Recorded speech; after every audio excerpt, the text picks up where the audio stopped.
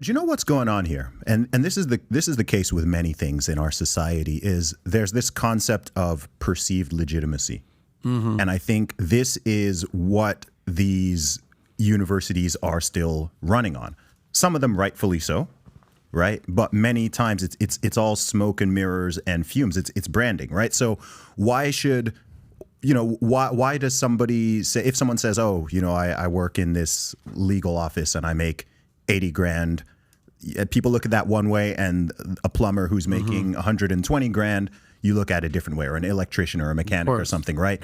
It's this concept of like perceived legitimacy or clout or sort of prestige. But a lot of it is just branding and marketing that's kind of been put in people's heads for decades that causes them to kind of turn their nose up at certain things or frown on certain things and look at other things as in like, oh wow, this is amazing. And I think that as we've all alluded to, people are waking up to that. And I think this is going to be a generational shift. I think far more younger people say under 40, certainly under 30, are looking at the numbers and are looking at, by now we've had a decade of people coming out of college in multiple countries who can't get a decent job, right? And people are looking at that and waking up to it and experiencing it themselves and are like, okay, I did this thing. Even if someone's there with 100 grand debt and you're 27 years old and you're now thinking, honestly, if I'm honest with myself, that wasn't worth it. It wasn't worth me going into all that debt to get my degree in history or fine art. They'll make a different choice when they have children, right? They're going to look at that situation and be like, okay, my parents did this because they thought it was the best for me. Maybe they encouraged and pushed me to go to college because that's what they did and it worked out well for them. But look, the world has changed. The game has changed. There's new technology. There's new options. We don't need to kind of keep going down the same thing, because ultimately, when you think about what's really the purpose of education, and I think people get this twisted, right? People confuse. I've said before that education is cheap or free, but college is expensive.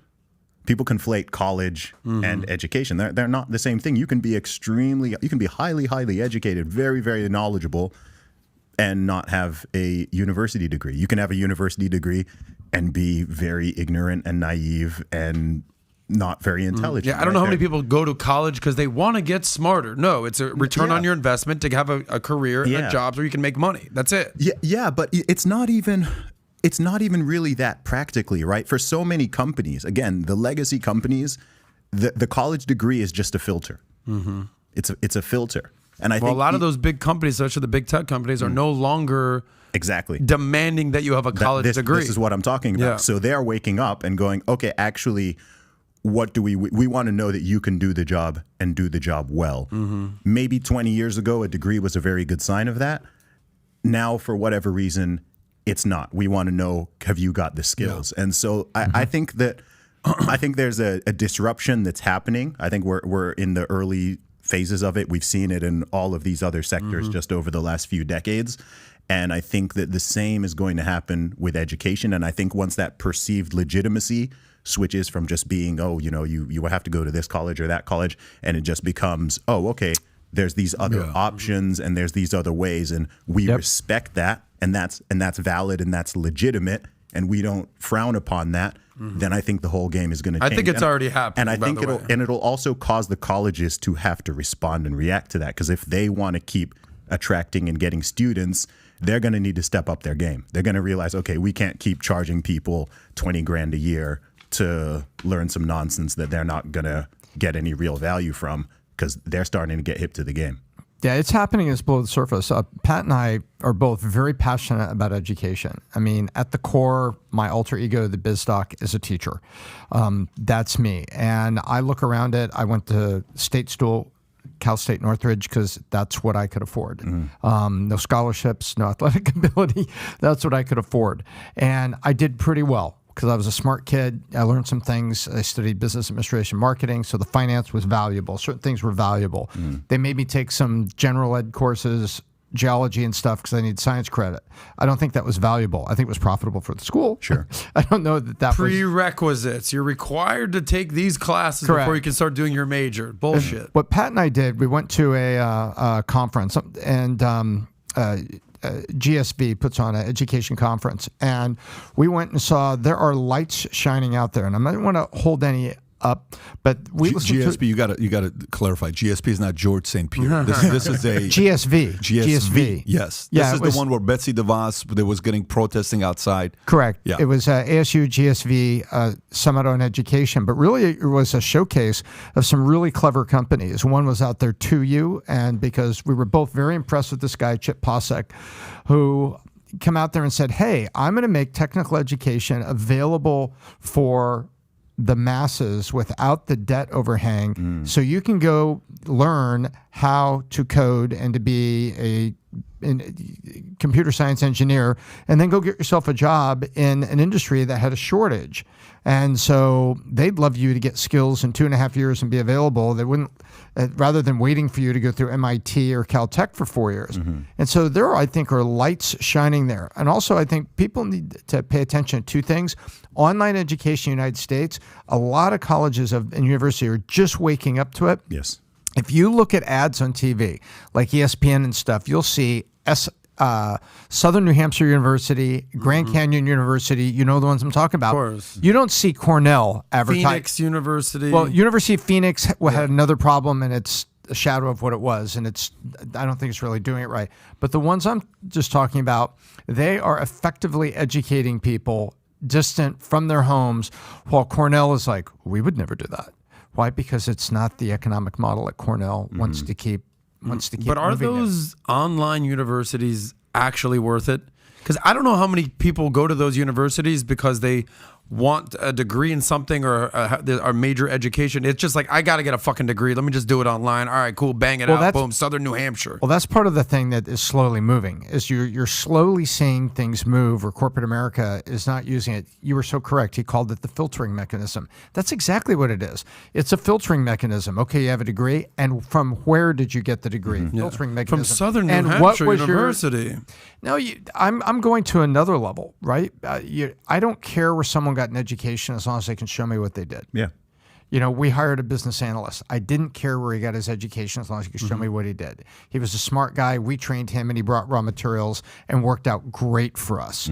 That is, and by the way, why do we do that at our company? Because where we came from, we weren't Ivy League bigots. We didn't look at it that way. And Pat say, wow, is it from this school to that school? We looked at him and say, is he smart?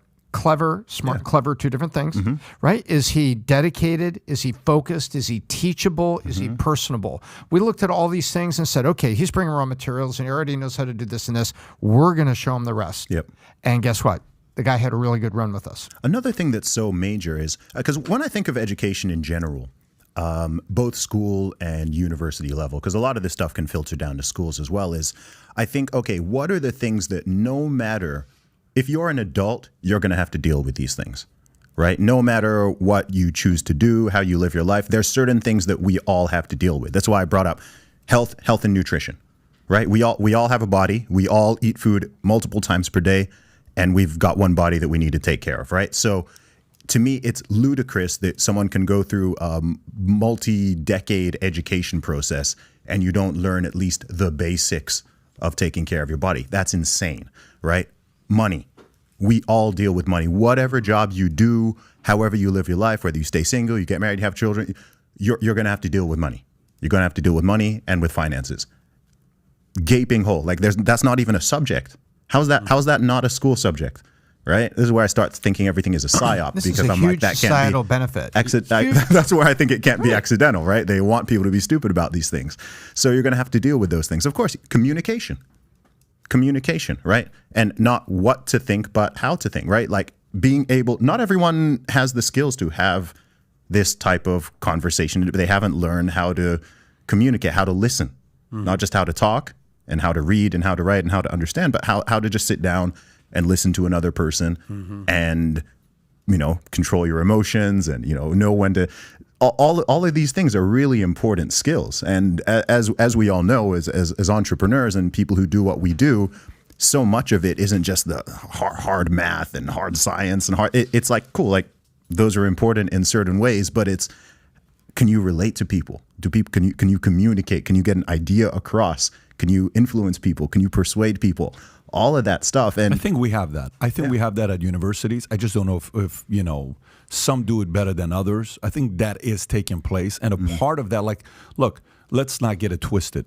Even if I go to the best school based on everything that I just talked about or you just talked about that they're going to offer and you come out, you still could fail in life and you still could be a schmuck because you're not going to be able to apply this stuff. It still goes back to the individual when they come out, right? Like when you say the average person that finishes college makes $2 million more than the other person that doesn't. Okay, is that the college or is that because the kid's got the discipline to finish things he starts? We don't know. So what are we going to give the credibility to? We don't know the data there, right? The whole debate with are men better drivers than women?